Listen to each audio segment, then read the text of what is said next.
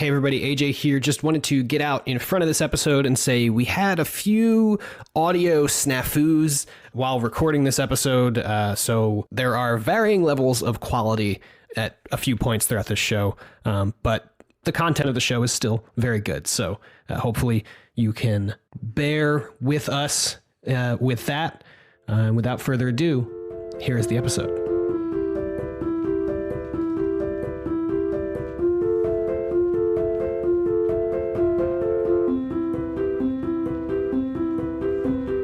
Hello, everybody, and welcome to 10 Very Big Books, a Malazan Readthrough podcast. My name is Peter Bond. I've read every book in the main series. However, my co-hosts are reading the series for the first time. With me today is my friend and closest confidant, India Jones. Hello. How you doing, Inge?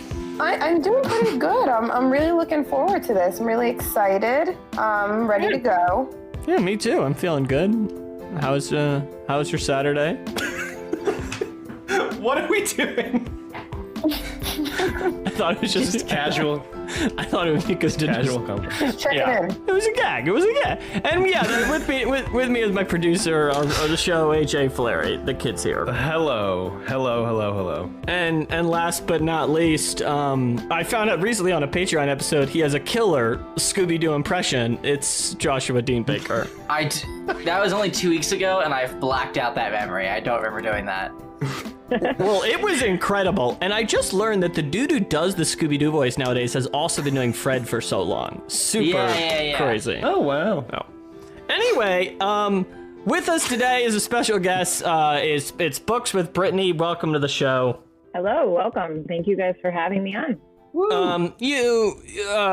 Woo. First check, I'm doing a great job here. Cut all of that, AJ. I just said welcome back to you. I caught it, but I was like, no, I love it. I love this energy. That's like classic me anyway, so I'm really okay with that. That's just who I am. Yeah. That's good. It's a very chaotic show. You've got this going, but listen, Brittany has a YouTube channel. It's in our description. She's reading the books. She talked to Steve. I don't know. I guess in my mind, it's rather obvious. And it's like, of course, you know who Brittany is. But, this is not my best intro. I got to tell you. Yeah. Brittany, for those of you who don't know who you are, you just give us a little rundown of the content you create, I suppose, and your journey with Malazan thus far. Yeah. So I have the YouTube channel, Books with Brittany. I read mostly adult sci-fi fantasy for the channel. I read a little horror, some young adult too. But I think the end of 2019 is when I started reading Malazan. It was off to a rough start, and I'm continuing it, hoping to finish it this year. But I usually do like one book every other month, and I just finished The Bone Hunters in January. So in March, I'm going to be picking up Reaper Scale. Very fun. I noticed you hit it with the Malazan, the way Yeah, Steve you got did the correct pronunciations. It's like every other time I say it a different way, and there's no rhyme or reason. Like, people will argue with you all the time. And I think when I did the interview with Steven Erickson, I was like, you have to say Malazan. You have to say it right. But it still comes out Malazan half the time. So. Oh my God. I mean, the pronunciations on this show, it's Famously, Pete never gets anything wrong and never doubles down for months at a time. I've never doubled down. Anyway, so yeah, we invited Brittany on the show. We're excited to have her on. We're going to wrap up Midnight Tides. Our read through of the book's over. So we're just going to talk big picture thoughts about this whole book, answer a bunch of listener questions, and just kind of blast through it. J-Bone, do you want to ask us this? Do you want to read this first question that came in for us? Yeah, no problem. So, first question for our mailbag today comes from Chris L., who's got 2 questions. First up, I really enjoyed rereading along with you guys and seeing all the little clues about Bug, especially falling into the canal because he thought he heard his name in the scene directly following Withel praying to Mail. Do any of these stick out to you guys after just a first read? You want to do that question first? I definitely didn't put that together, let the record show. No, yeah, not in the slightest. No.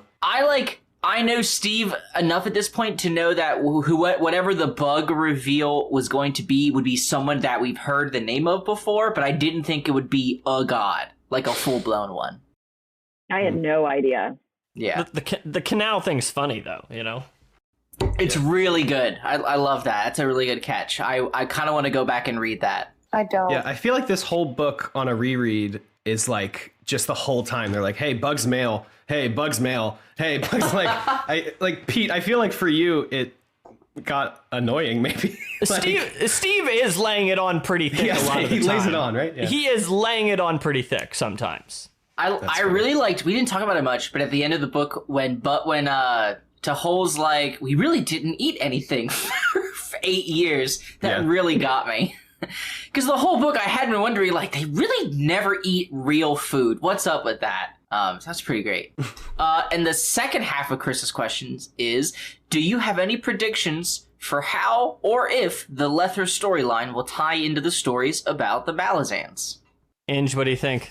I have no idea. I don't know. I don't know the relevance, honestly. Everything that happens in these books, it just kind of happens to me, you know? I'm never expecting it.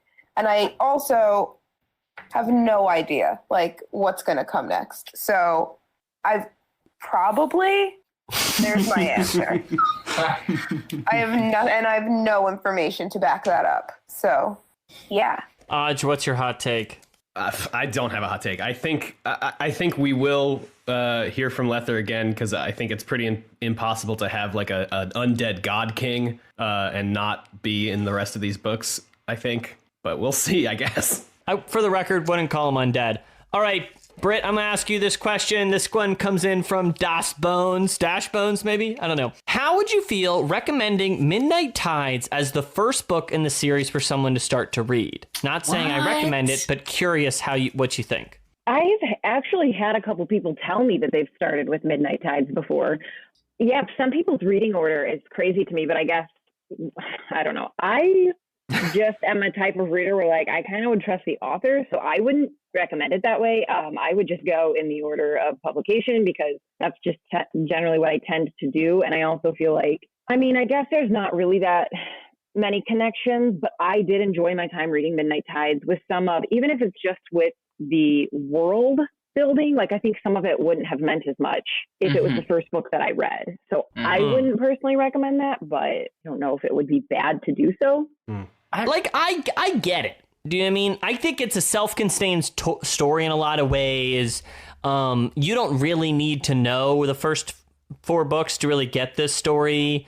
And I do think in a lot of ways it's a better written book than Gardens of the Moon. I do get how it's more approachable, right? But I don't think it's the book to start with. I don't know. I really don't think it's the book to start with, because I feel like it means so much more having already met Troll, A, and B, you would be, I mean, you're already kind of confused with the Avowed and his whole gang of misfits, but at least you know there's other parts of the world when you get to this as book 5, and you know anything about the Crimson Guard. Like, and they even talk about Malazan. Like, if that happened and this was your first book, you'd be like, well, that's the title of the series. I guess that's important. I don't know yet. And it would be a weirder turn. It's already a weird turn, book 5, to be like, all right, we're going to Letherus. You haven't heard of it. It's a different place. The Eater are there. But to start with it and then to leave it and not come back for several books. If ever. If ever. Thank you, Josh.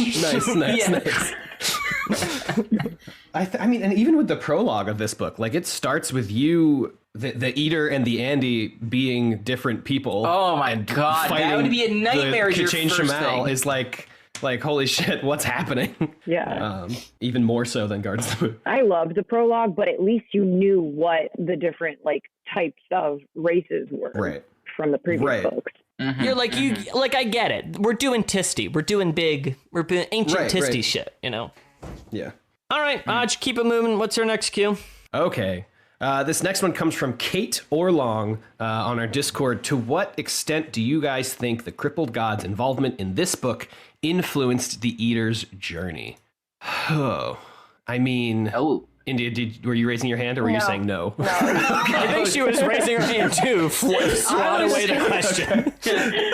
I mean, I think, like, without the Crippled God, there's no sword, right? There's no Hanan Mozag. So I mean, that's what's implied, I guess. So I feel like the Eater kind of would have just stayed this, like, semi-subjugated people without that. right? I don't really know. There still would have been That's a war, but like they wouldn't have been led by an unkillable god king with an army of demons. So probably would have been a bit different outcome.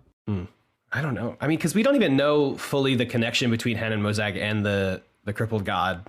Oh yeah, Like, we don't if know there how they even is, met like- or like how early. Because that's true. Was the crippled god the one leading Han and Mozag to even unite the Eater in the first place?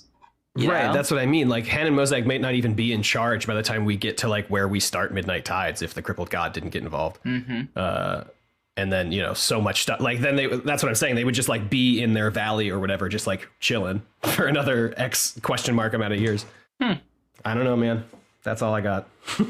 I don't know. I mean, I know there's like a feeling in which it's like there's like a tangible sense that like, yeah, like there was like all this, you know, magic sword, blah, blah, blah, blah, blah. There's like a tangible sense to it. But like, I feel like if anything, it's like, no, like the crippled god had no effect. And like, if anything, is kind of more of a symbol of like the corruption, the rot of these people. Do you know what I mean? I get that, but also the sword doesn't exist without the crippled god. Yeah. Yeah, I know what you're saying. Like, there's a physical aspect in which it's manifesting in the story, but like, I don't know. If you took the whole crippled god element out of it, it really wouldn't change the story that much. Do you mean it's just like it's about like a people who get corrupted and like about? Do you mean a fall? What, Josh? Question. And what's corrupting them? What's corrupting? No, sorry. What? What's corrupting them though? What's corrupting them, Josh, is colonialism, money, expansion. It's all this stuff, you fucking piece of guys. Well, because the Warlock King would have still wanted power, I feel like. Yeah, that's true. But where does his power come from, Brittany? He would have tried to find it anywhere. Yeah, that dude's ambitious. But it's like, isn't it just... What? I get what you're saying, that like the themes in the story of the general arc of the book like wouldn't change without the crippled god. But the question was kind of, did the crippled god affect the Eater's journey? Well, sure. In a physical way, yes. In this story, he gives them a magic sword. Yes, you know, yeah. There's a magic sword in the book. Is that what you want me to say? And access to his like warren and all the demons. Oh my god. I did want to shout out Kate Orlong. Post a bunch of great pictures of cats. Great cat pics from her, you know, just shouting out, you know. Yeah, exclusive Discord content. You want to join our Discord? Love the cat pics, you know? Love a good cat pic. All right, Ange, you want to read the next question? Oh my god, Kate's cat is too good. I'm looking now. It's really long. That's the thing about her cat. She's like, I have a long cat. It's just all these long... Oh, it's so good. Inch, bring the show back to topic. You guys go ahead. You guys finish. No. This question is from Erin, the queen of memes. A fun question for the crew. Inspired by Roulade. If you had to have one object stuck in your hand forever, what would it be? I already have an object stuck in my hand, and it's my cell phone. So nice commentary. Like society, man. So my first thought is like I cook like every night, and so it would be convenient to already have a chef knife in my hand. But then I had to go through a whole life with chef knife in hand, and that's deadly. So I guess not. My first thought was like try and genie it. Like, can I choose a gold bar and then sell the gold bar, but it's stuck to my hand. So I just want to choose something really small that doesn't hinder my daily activities. Right. Maybe maybe just like the NFC chip from my credit card, so I can just like boop. Yeah. Like, I don't have to, you know, so I can just like check out. Pretty good idea. That's really good. Thank you. We're getting into some transhumanism here, but that's what Bill Gates wants you to do, AJ. Watch out. Shit. I just want to shout out, someone also built on the question and said, what object do you want to get your stuck on your head, like Shirk in the book? So, pretty good. That's really good. I have no strong answer. Thought it was a fun question. It's a very fun question. I think having a big gem on your forehead is like a vibe, you know? Sounds very anime. Mm-hmm. Very anime, Very anime. All right. This email comes in from Tovio. Hi, I've really been enjoying the podcast since finding it this December, and I've been inspired to read more Malazan books outside of the main Erickson 10 and the pair of Esselmonts I've read. I only regret not being able to binge the second half of this podcast. It is a delightful way to think back, get more viewpoints, and reminisce about the Malazan world and all of the old favorite characters, including one of the most relatable characters in literature, Ubala Pung. Thanks for the company. You left out the thanks for the company. Thanks for the company. I really appreciate this email. I feel like, Pete, when we started the show, we were kind of not confused about, but like worried that it wasn't going to catch an audience. Just because, like, if people have already read the books, why would they want to listen to people read it for the first time? This was something I thought for sure. Yeah, and then also, like, how are people going to find it if they're reading it for the first time? So, I mean, an email like this, it's like, oh, I read the whole thing and I listened to the podcast. I don't know, and saying it inspired them to read more of the Malazan books. That's, you know, I don't know. That feels nice. That's great. I agree. Love a good friendly email. Warms the cuckolds of your heart, you know. Yeah, and I do. The word is that's definitely not. You the said word. cuckolds, not cockles. You said cuckolds of your heart. That's the word. It's cockles. Cockles. Anyway, I quickly wanted to derail the show completely. Jesus. Brittany, we were talking about, you just read Bone Hunters, and like we were talking because his thing was broke about you had listened to the show a bit, right? And like how would you feel?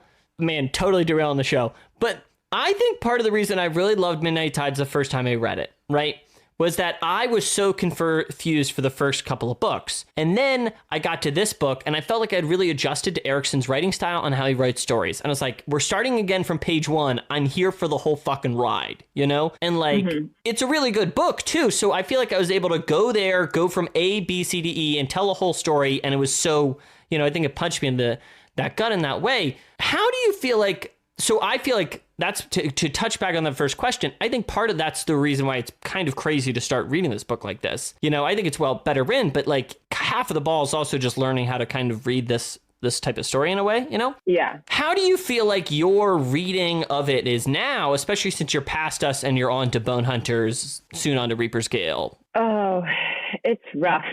So I think exactly like what you said, and I was actually just rewatching my reading blog for Midnight Tides before this because I read it in November.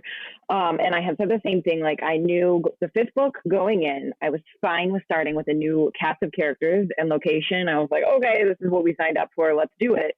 But for some reason I was still thrown off at the beginning. I think I couldn't connect to the plot of the story for the first like 20% or so.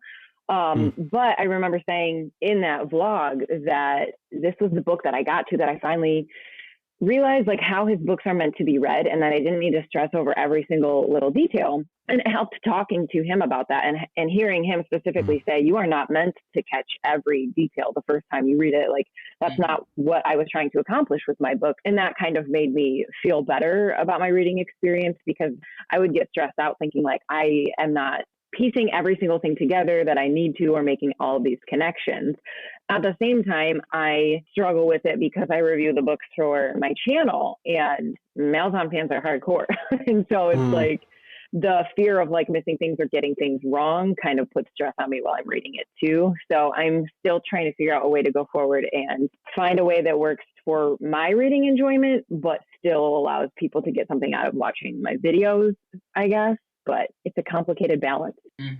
Ditto, I agree. I don't know, man. Like, just it's kind of it's a thing. I mean, Malazan fans, there's stuff going on. You know, there's a lot. Yeah. Yeah, I mean, because I did not rate the Bone Hunters as highly as people were expecting, I got so many messages being like, "You're not ready to finish the series. You better like do X, Y, Z." We know that feeling very well. Yeah, I was to say we've gotten those messages. It's like it's hard, you know. You put yourself out there, and so you have to accept it. But some days it's harder than others. Yeah, 100%. You know, the community's got good parts, bad parts. One of the worst parts about this community for a long time is I think the prevailing opinion of like, well, AJ, if you didn't like the book, it's because you're an idiot and you didn't So it's a genius thing that you just didn't understand, you know? And the thing is, I rated it 4 stars. So, 4 out of 5 and people were still pissed? Oh, yeah. That's ridiculous. Really mad. I think there's just a large community that just feels like a not insignificant minority of the Malazan fandom that believes these are perfect books, every word, and that also when I'm reviewing books, I'm very careful to say, like, I just say about my experience and my personal Yeah. tastes and preferences. And I'm never like, this book is bad, and if you like it and you think it's perfect, then you're stupid. Like, I'm just like, nah, I like this in my books, and it did this, so it didn't work that well for me. Yeah, but anyway, let's get the show back on trickety track. Josh, this is a question for you. Okay. Well, we can keep hanging out in the. No. That's good. You just said trickety track. No, I and love that's getting back on tricky track. You know, that's a phrase. The kids are saying it. Anyway. Nope. It's Nope. lit. Yeet it. Josh, let me yeet this question to you. Okay. From the elder god Draconis. I think you had a best thing you've ever read almost every episode this book. Now the book is over. Do you have a definitive one? I'll start by saying I'm a hyperbolic man, and so I'm gonna say it's the best thing I've ever read. Pretty much every episode from till I die. So get ready for that. So it's a meaningless compliment is what you're saying. It is. If I ever, like, if someone made me something and I told them it's the best thing I've ever eaten, I'm lying to their face. But that is how my brain works. I will say that without thinking. Sorry. I don't know if I have a best thing in this book, because I feel like a lot of what I liked were like whole storylines. Maybe it's Tehol and Bug at the end, and Bug not having wiped Tehol's memory. I really, really loved that. Because I fully expected Bug to be like, go back into Elder God mode and kind of just be like, well, this was a fun side story in my endless saga of a life, and just kind of move on. But I really liked it. He was like, nah, I'll stick here a bit longer. I thought it was really nice. He's chilling out. Mm-hmm. Inge, do you think you're cold iron or hot iron? God damn it. oh my god. That's a really good question. I would have to say hot iron, you know? Really? Not For intentionally, but For sure. I'm a reactive gal. I'd like to think I'm cold. I'm definitely hot. I got no I question know. about I it. wish I was cold. Me too. You know? But here's a more serious question. They both come in from Arkham. From Inge, who? I don't know. Ark, ma'am? I don't know. Maybe? Okay, we'll go with that. Inge, do you think knowing Troll's eventual fate, as revealed in Book 4, affected your reading of his storyline in Book 5? Yeah, mostly because I just the whole time was like, is it going to be now? Is it going to be now? Is it going to be now? Is it going to be because of this? And it just never came. So at the end, I'm not going to lie, I was a little bit salty about it because I thought I was going to find out. But other than that, it didn't affect it at all. Aj, what do you think? I mean, yeah, obviously, I think it's impossible to come into this book and that not affect your read of it. Because, like, we end House of Chains and Troll's like, and here's my story. And then, like, you know, you start Midnight Tides, you're like, okay, this is going to be about Troll. And I don't think we see Troll for a little bit. I think we start off with... He's the opening of Chapter 1. What are you talking about? Is he the opening chapter? Yeah, he's running. He's watching. He's like, I just saw the seals be killed. That's right. I forgot. And I guess that's such a different Troll than the Troll we end up with in House of Chains. He was a younger man. Yeah. But no, I think I do still think it's impossible to not have that affect your read. But I don't know. India, I think I come off the opposite. I was kind of not glad, but like pleasantly surprised that we didn't get like the specific event that leads to Troll's shortening. Like, I think getting this setup of like who Troll is and his relationship with his family and like, you know, all of this stuff sets enough of a groundwork that you can kind of fill in the blanks yourself. And I did go back and read a bit of the House of Chains prologue, and it says Rulad basically says that the Lether people, I guess, are like equal to him or something. And that was what gets him shorn. I don't know. But again, the specifics I don't think really matter to me. So I just like to know what's going on. I just like to know. yeah, I mean, that's totally fair. I just like straight up forgot that he was, I mean, I knew in the back of my mind, but I get so wrapped up in like what I'm reading in the moment that I like was never thinking about him specifically in House of Chains or like what got him there. I was just like, what's going on right now? So I don't think it affected my reading that much. Damn. All right. Well, egg on my face, I guess. Yeah. I mean, the story definitely does become way more about other people than Troll, right? Like, which I was also really pleasantly surprised by, because I thought like we were going to get a really Troll heavy book, and like it's about, you know, the Sengars and stuff, but there's so much that happened in this book that is not about Troll. 2 sets of Which 3 I brothers. think is really Well, that's good. what I remember sort of thinking, like, I thought this was all Troll's story, and so I was kind of surprised when it wasn't right away, which I was fine with it. I was glad it wasn't just his story. Yeah. So I think that's actually going to do it in for us on listener questions. And I want to clarify because we got some others that I've omitted. We're not answering right now. Got a zing, got a zoom. Because I think there's a chance, Aj, you're the producer here, that we're going to put out a little maybe just a little halfway Q&A retrospective talk about looking into the second half of the series. Yeah, Pete and I had talked about that. Josh and India, I don't think we've actually broached that subject with you yet. No, this is news. On air, baby. We'll do it live. This is the second podcast in a row Pete has dropped some big change on me to how we're doing the programming. I think but I do think that doing a kind of halfway check-in would be a good thing for us to do. So are you saying you're saving questions for Saving that? a few questions for that. Saving a few cues. Keeping them in the back pocket. Sure. Why do you do that? Neat. That vocal raise, the back pocket. Why are you do? Why? Who are you trying to be? Jeez, You're Josh. doing this cool cat voice today. He's trying to keep the energy high, dude. It's like 11 o'clock at night. That's true. Josh has been bullying me now on the show. Yeah. I was gonna ask about Brother Zone, but I guess let's kick it off. Anyone can go first. Favorite brother, Sengar or Bedek? You're only getting one. Oh, that's tough. I was going to ask that. Okay, well, let's get some out that aren't it. Fear. Benedus? Fear stuff. Yeah. Oh, Benedict, yeah, he was out for a bit. That makes him, actually, that raises him a bit for me. Better than Fear. Yeah, Hall is a hard no for me. I don't know about anybody else. Like, there's only so much sad that you can be before in a book, I need you to be not sad. And he was getting close, and then he got stabbed in the throat. And so that kind of cuts your character development short.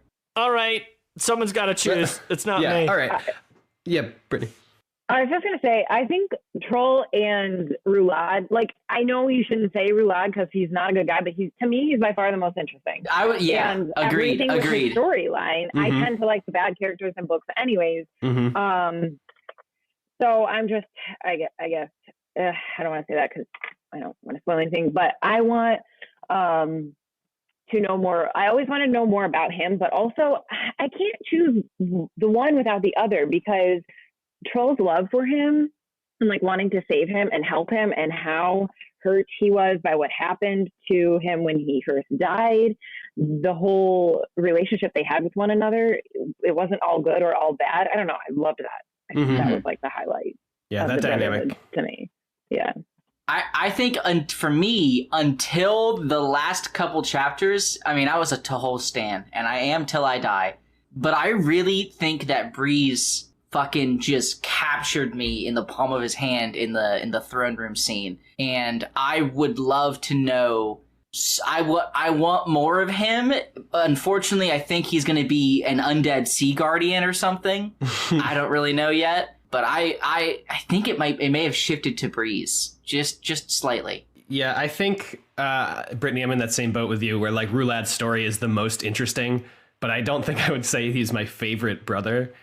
I do think Josh Breeze, I think, is my favorite brother. And I think throughout the second half of the book, he really took that spot from Troll in my heart, I guess. And I do feel like his the whole storyline was kind of cut short because all the stuff with him being able to read the tiles and he has this deeper connection with, I guess, the Holds or Warrens or whatever it is, that we just didn't get to explore because now he's going to be an undead sea guy. Yeah, or something else. We don't know. Or something else. That's true. Yeah, Featherwitch does have them fingies. Oh, I forgot she got... Oh, the hell say fingies. Sorry. So I think I'm going to have to say Breeze came out on top for me. And I think Troll is still a close second, but... India, who you got? I agree with AJ and Brittany that Roulade is definitely the most interesting. But just in terms of my enjoyment of the book overall, I'm probably going to have to say Teho because he's hilarious, and I enjoyed those parts of the book the best. I love Teho. I feel like Tehel's emotional payoff is really good too. Like we spend the whole time being like really goofy and light and all this stuff, and then once Bug reveals himself as male, then we get kind of like a kind of sincere side, you know, which I thought was a nice shift. Love it.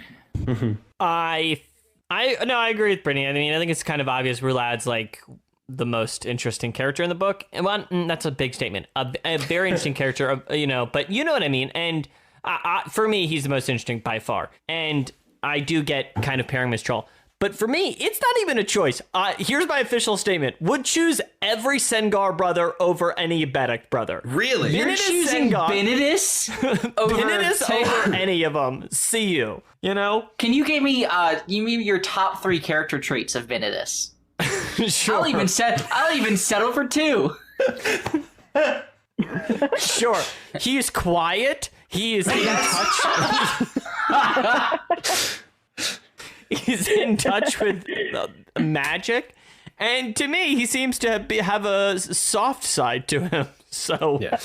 Well, but Pete, you were the one that said you have to pick one, and I picked one, and I'm picking Benedis. Baby. You're picking Benedis as your favorite. As your overall. Wow. No, I'm picking Roulade, but I'm just saying if I had to create a brothers tier list, all 4 Sengars are above all 3 Bedeks. You know. Wow.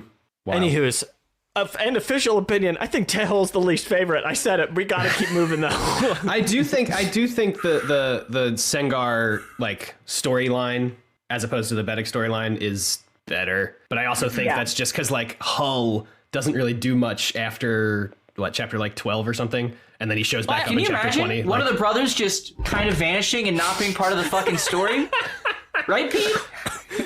Well, but to be fair, Steve did tell us it was a story of 2 stories of 3 brothers, and so Benedis isn't counted in that count. But I also think the Eater storyline is so much more about the brothers and their domestic drama like colliding with each other as opposed to the Bedek stuff, which is like they're so like to the wind, you know? Yeah, it's true. Plus, we get that really good scene where they're all laughing over the wine. God, that scene ripped my heart out. Heartbreaking. I remained unaffected. Okay. We get it, Inge. Heart of Stone, India. Can't penetrate. I think this had a lot of sadness, this whole book. Mm-hmm. Oh. All right. I guess we're at the end of the show, or the end of the... We do like final thoughts and stuff, or the end of the... It's time to go big. Time to go big, baby. Okay. What? We're going big. Picture thoughts? Big picture thoughts? Big picture thoughts. Jeez Louise. We're going big. Sorry, I should lower my voice. Is this better for you, Josh? Big picture. That's really good. Yeah, that's really good. I don't want to tune it up too much or give you the wrong impression or anything. Thank you. All right, Inge. No, I'm not going first. You're going second. All right. Fine. Okay. And you're gonna like it. Are we doing our ranking here as well? No, let's do that later. Just let's talk big picture thoughts. Midnight Tides. Aj, you connected with Troll so much in House of Chains. I did. What did you make of your sad boy in this book and the greater story of what's going on in Letherith? I didn't connect with Troll as much as I did in House of Chains, which I guess maybe says a lot about how sad I am. I did connect more with Troll, I think, in certain scenes and stuff. But I think a lot of that was just because he was playing the dynamic of like a brother and not because of Troll's character specifically. And I definitely wasn't like in those scenes where I was like really feeling for Troll. I don't think I was carrying over any feelings from my House of Chains feelings about Troll, which were very high. But I do think like overall, this book told a really great story. And I am the youngest of 4 siblings. So I felt a lot every time we were talking about Roulade and like his relationship with his older siblings and stuff. So I think in some levels, this was the most like emotionally affecting. Definitely didn't make me like cry the most. That's still the end of Memories of Ice still has that, I guess holds that medal or whatever. But there was definitely a lot of times in this book where I was just like, ugh, I just like felt like I was like hit in the stomach just through all like the sibling dynamics stuff. So it's just a really great book, really great battle scenes as well. And yeah, I don't know. It's just it being a self-contained story, but with the context of the rest of the other books, I think really made this a clear, like, strong entry in this series. That's what I got. So are you going to say anything, or are we just going to move right to India? All right, India, what do you think? Because Pete won't stop smiling at me. I'm like, what do we do now? Yeah, I don't know. Brittany, this is every time. I was trying to stare daggers at India to make her, I thought it was going to work. It didn't. You look Peter, like... you Like, can't... how do we know whose turn it is? Yeah, that's not how these meets work. Yeah, And we're all that's what I looking mean. at this. You can't be directional with the webcams. India, what'd you It was think towards of this you, book? Inge. Okay. Big thoughts. So, goes without saying that each one of these books presents a new challenge for me every time I read them, which I think makes it a little bit harder for me to connect to the characters like you guys seem to be able to, because I'm so stuck in trying to understand what the fuck is going on. So this book, I think, was definitely easier to follow than the others. I think the story was pretty interesting. It lacked the kind of love interest that that I enjoy, that some of them have, like really small parts that I get to hold on to and enjoy. So it didn't have that, but that was okay because the story itself wasn't, it just wasn't as like tricksy as I feel like they usually are, where I need to I did need to pay attention to things, but it wasn't as difficult, I guess. So in that way, I think I really liked it. Any other thoughts? The story itself, I think, was pretty good.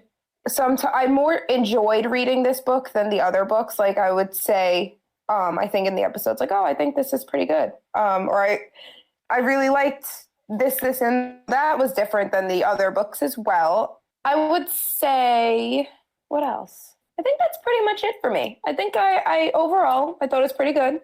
Still not as easy to follow as my usual book that I would read, but definitely easier. So if you're diving into it for the first time, I kind of get why somebody might read this one first, going back to that conversation. But yeah, so that's it for me. Nice. Britt, you said you read the book in November, but looking back on it now, a little hindsight in the rearview mirror, what do you make of it? Definitely the more time that has passed, the more like fondly that I remember this book. So I like it better now. I think it like takes a bit to settle with you almost. And I definitely thrive with these more contained stories. I like that better. I'm a very character driven reader. So if I have characters to cling to, so I really enjoyed this book. I think that this is the book where just I love Stephen Erickson's writing style so much. So there were so many quotes that just really spoke to me from this book specifically, and a lot of things that I felt like he was relating to like real world experiences, whether that's like the human experience or wars or greed or just different things like that I thought stood out to me so much more in this particular book compared to the others. And then I guess what's probably strange is for me, like I didn't care as much about the Lutheri and the Tista Eater, like the fight between them. It was more like certain characters that I latched onto. So like Udanas and Featherwitch, I loved those characters, and Saren was a favorite character of mine. And then like Shirk and Kettle, those are like the highlights for me of this story. Obviously Troll and Roulade, but just other characters that I connected to or related to in certain points stood out to me a lot in this book. So yeah, I really love this one. I want more like this in the series. We're not going to get more like this in the series, but I'm derailing a bit. Saren's a favorite character. I love Saren. Like, People always want to talk about Saren. I'm always good to talk about Saren. Like, what makes you love Saren? Just everything about her personality. And then this is kind of hard because I know you guys probably don't want to bring it up in this show again, but with what happens with her, and I think if I remember correctly from the discussion, I don't think you guys were too fond of what happened with her and her memories, but so just like relating to personal experience with somebody who's been like abused and assaulted, my biggest takeaway from this book is probably her conversations of being able to have her memories not specifically taken away, but to where she's like emotionally dealt with them and doesn't have to like live with that pain specifically anymore. And after that, I was just like, this is what speaks to me the most out of this whole section of the book. And then the ending where wherever they're going, like, I just want more. I want to know what they're doing and I want to follow them. So. No, I'm just thinking. Thanks for sharing. It's nice. Okay. I was like, is that bad? Is that upsetting? No, it's not. No, it's great. It's great. Just Yeah. Josh. Yeah, Is it Josh, my turn? Your big picture, baby. We're just gonna Big slide right picture. back in. Yeah, I really like this book as kind of the it's very antithetical to why I liked Memories of Ice, because I feel like Memories of Ice is a really, really great case study of like 3/4 of the book leading to super climactic last quarter of the book. And I mean, I think it's just the perfect example of that. And like the climaxes are like your standard fantasy battles, and I think that's awesome. In this book, he does the opposite. Every battle is over in 6 pages, and they're brutal, and they're much more like, in a world where like there is magic that can do what magic does in this, then yes, this is what battles can look like sometimes. And it's really very, very different to how it's portrayed in Memories of Ice. And I really like that we're not using the same, very similar to how the last book went, where like it was supposed to be 3/4 of the book leading to one battle and the battle didn't happen. Now we're seeing, no, the battles happen. They're horrendous and you don't want to think about it too long. And I really liked it because this book did not feel, unlike the last couple, I feel like it didn't feel as much like a train building up momentum into the end. It just kind of felt like a very steady pace for me. I didn't feel like it ramped up as much. And I really liked it. I thought it was a very interesting like pace for me then. I will Pete, just what are your say, big picture thoughts? I was thinking about a response. So I have a response to what Brittany said, but we'll get to it eventually. I can't do it right now. Let's like get through this thing, Okay. I just, I was like, yeah. So Josh, that was a great opinion. I loved it. I listened to it very deeply. Okay. I'm just sorry. I Pete. really relate to what you just said too. I feel a little bad. Anyway, I talked about it a bit on the spoiler cast, and I talked about it a bit earlier on this. I think I really loved the book the first time I read it, and I think I liked it a little less this time. Not that I think, I still think it's an awesome book, hands down. I think it's I don't know. I don't need to keep extolling it, but I think it's one of those books that, I don't know. I think it's like when I reread Memories of Ice, a book I loved the first time through. I think I've been enjoying rereading the books I kind of didn't like the first time through, or I liked less. Do you know what I mean? Like, I already basically thought this was a good book. I read it and was like, good book. Good job, Steve. I didn't come away. I feel like it kind of confirmed a lot of the things I already thought about this book. I discovered a few new layers, but I had such a 100% difference rereading Gardens of the Moon or House of Chains, one of these types of books. So, I think I thought I enjoyed the book, still enjoy the book. I talked more about it in the spoiler cast. That's about all I have to say. Now let's take a big breath and do a quick, let's do a quick little five ranking, I'm going to quick go first, here's Oh, I have to think about that. I'm ready. All right, if you're ready, you go. I'm actually not ready to go first. I'll go first because I know. Fine. Well, I was gonna say I'll go first because I haven't read all 5.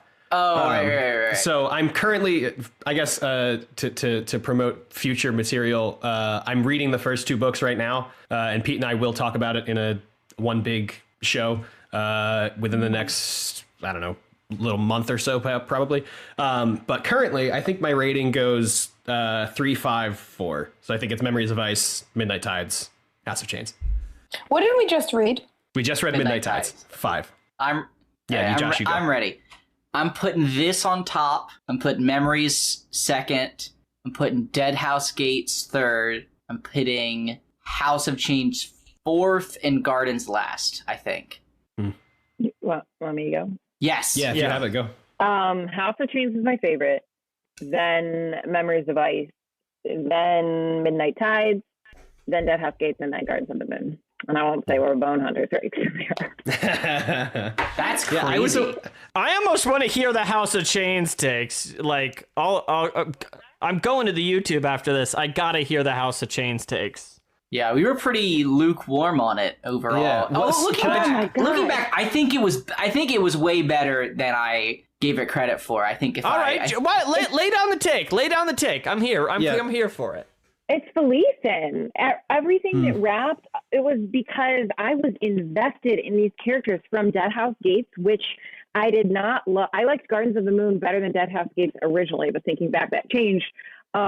So between Felicen and Tavor and their whole story, I also loved following just Karsa Orlong for a bit in the beginning. Like, I loved being with one character that like was superb for me, and then I loved where the rest of I was like devastated by that book. Wow. Yeah. I mean, that Felicen Tavor storyline is definitely all time. Like, I love that storyline, and the payoff is extremely good as well. I get lost in like I love Memories of Ice, but the grand scale of things and how big certain battles can be, or following different people and perspectives, like I get lost in that. I don't personally love reading battles or combat type of situations. It's kind of boring for me a little bit sometimes, even if it's exciting. Yeah. Absolutely. Indy, you have your rating? Yeah, I guess. So I think mine would also be, I think we might have the same order, Brittany, but I'm not sure. House of Chains, Memories of Ice, Midnight Tides, Dead House Gates, Gardens. Yeah. Wow. Now, Indy, do you feel like, are your reasons for House of Chains being number one the same? Essentially, yeah, I loved. I was so invested in Felicen's story. Yeah. I know. I know you're a Felicen head. Yeah. So that's why I really loved that one. Memories was just fantastic, though. Memories of Ice was so good, and then Midnight Tides was pretty good too. And then Dead House Gates was kind of boring, and then Gardens was don't ask me anything. Yeah, about India, it.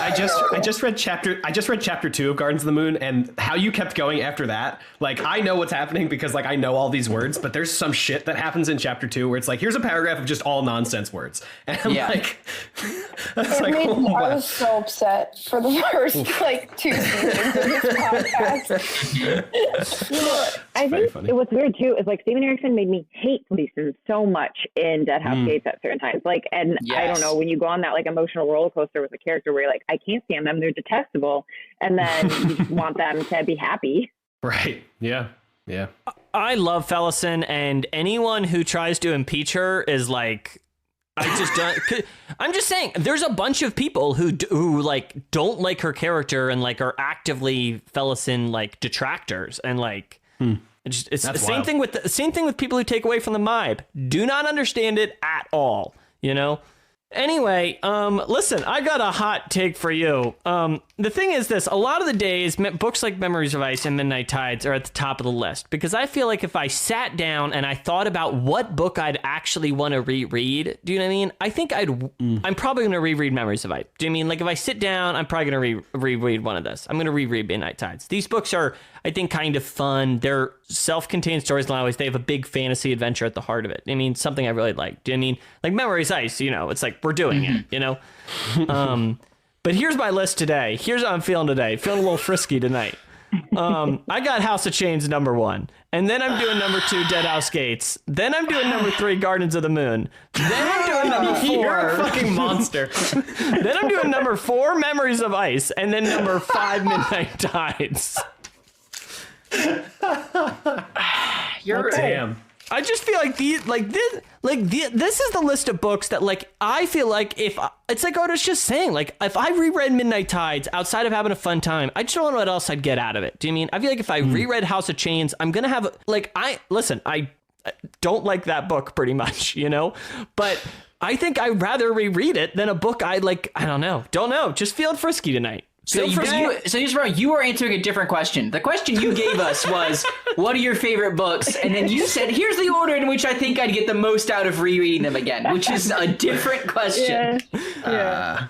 That's how I feel about the Bone Hunters. Is I rank it last, but it's what I would want to reread the most because it just interesting. That's an interesting take. That does not bode well for this next season. You guys will love it. It's wonderful. That's one of those things. But Brittany, I was surprised, despite my insane list here. Brittany, I was surprised when it said House of Chains is your favorite thus far. I mean, I feel like that's like it's a minority opinion, and that's what I love hearing about people's different takes on these things, because everyone I feel like has a different. In a long series like this, everyone ends up with different books that like really speak to them in some way, and it's like, you know, that's what I'm here for. You know, you're here for here for different thoughts. You know. Mm-hmm. Anywho's, I have some open questions for Brittany. But we got nothing going on, you know. Well, we don't know that. We don't know that Brittany has nothing going on. No, it's gonna work out after this. It's fine. I was wondering how you selected these books to start with. Like, were you already interested in fantasy, or was it recommended to you?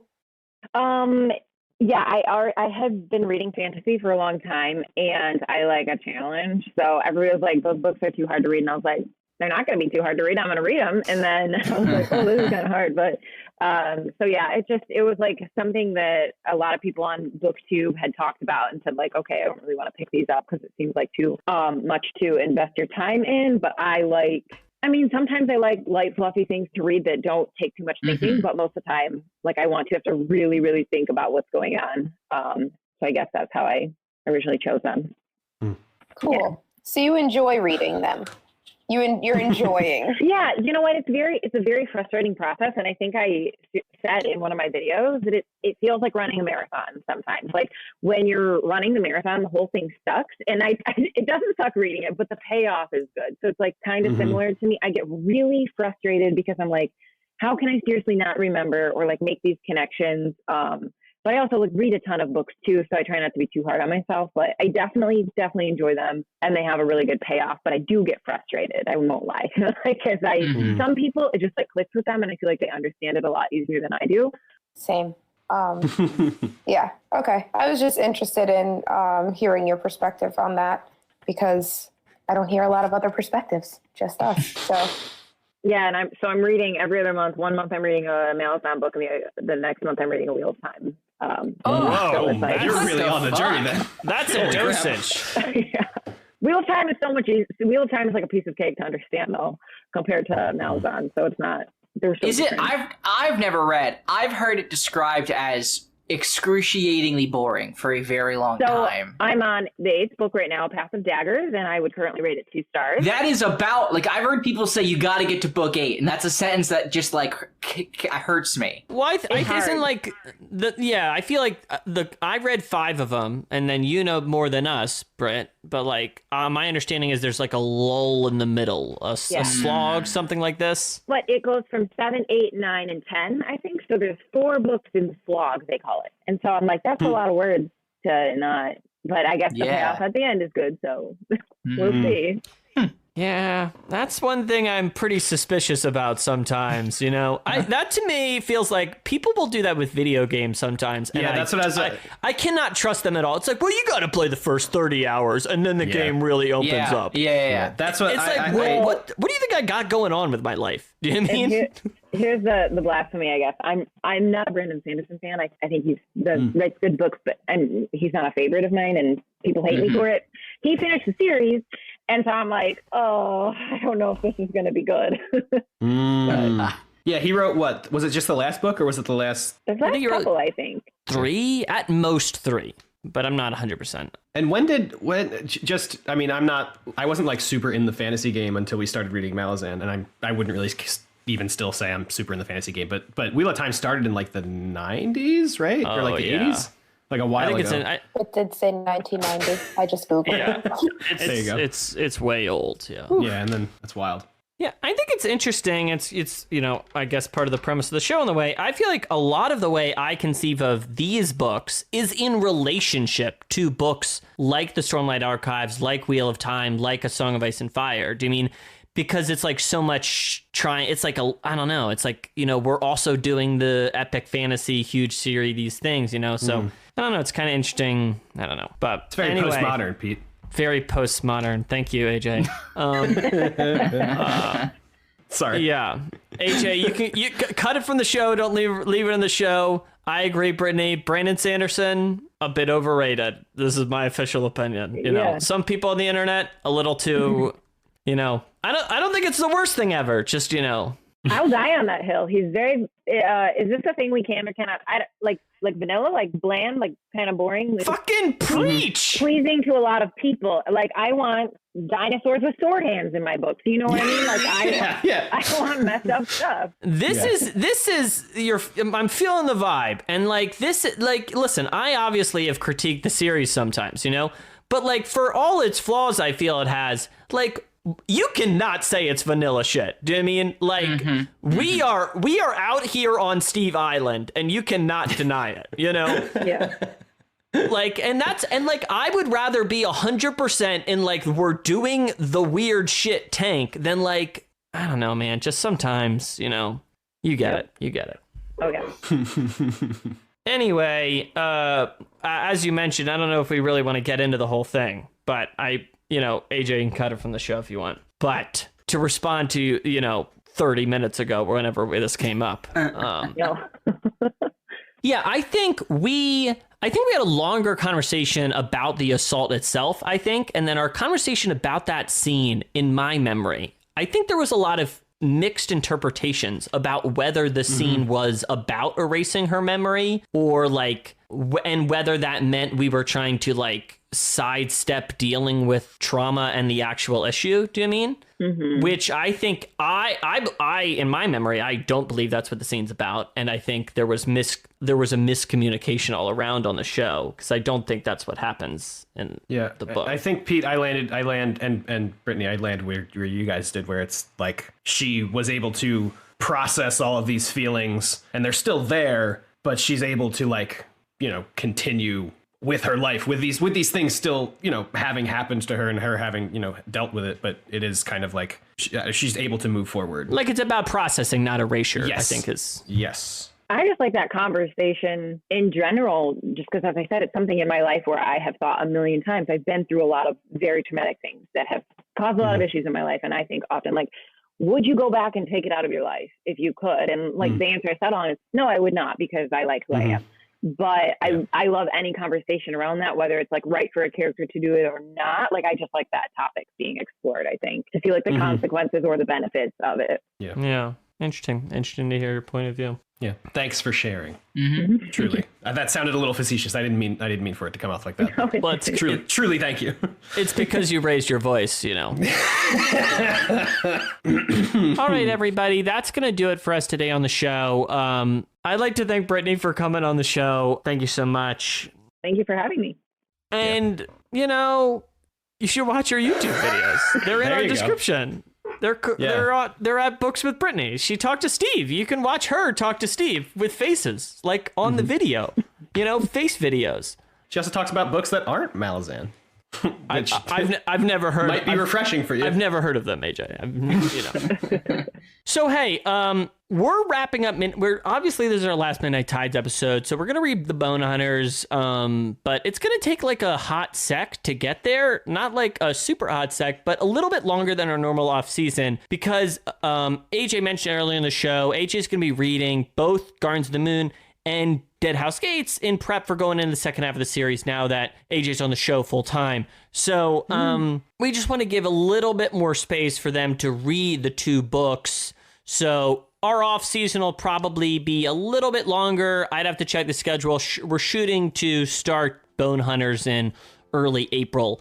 We have shows out most weeks, I think, is on the schedule. We'll tweet it. It'll be in the show. And next week is a spoiler cast, and then we roll into it, and then we're talking to Steve, of course, about Midnight Tides at the end of this whole thing. So with that all out of the way, let us know what you think of the show at 10 Very Big Books, Twitter, Gmail. Thanks again for coming on the show, Brittany. Thank you. And I guess goodbye to my other co-hosts.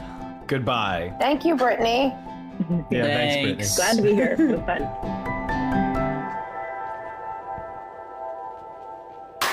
Hello, everybody. Producer AJ here, and I just ate some very good salmon. Thank you so much for listening to the Midnight Tides Mailbag episode, and an extra special thanks to Books with Brittany for agreeing to come on the show. If you want to check out Brittany's YouTube channel, which you totally should, you can head on over to youtube.com/bookswithbrittany or follow the link in our show notes. Thank you as well to everyone who submitted their questions and comments for this episode. Like Peter said, we didn't get to all of them, but pretty soon we'll be doing some sort of what we've been calling a halfway Q&A with the four of us, so some of your questions will be used there as well. More info about that in the coming weeks, so please keep an eye on our Twitter at 10VeryBigBooks. Also, if you'd like to give us your thoughts or feelings about this or any of our episodes, you can always email us 10verybigbooks@gmail.com, or you can head on over to our Discord, bit.ly/VBB Discord. That's capital V, capital B, capital B, capital D, Discord. That link will also be in the show notes. Of course, thank you to all of our wonderful patrons over on our Patreon. If you'd like to contribute to the show, you can head to patreon.com/10verybigbooks. That link will also be in the show notes. And also keep in mind, we won't be reading new patron names on air in the off season, so be ready for a super list in the first episode of Book 6. And as always, thank you so very much to Dan Gesrick for making our spectacular logo. You can follow him on Twitter at Dan Gesrick for a tweet for Lurie. And of course, the wonderful music in today's episode is by the one and only Amaranthin from their album The New Romantic, which you can find along with Simulant Rain and their other music on bandcamp.com. Links to their pages will be in the show notes, and 10 Very Big Books will be back next week on March 5th with the Midnight Tides spoiler cast with two very special guests, the Counselor of Moonspawn and Ruth Ann Bad. We're extremely excited to have them on the show. I'll talk to you then, and thank you so much for listening.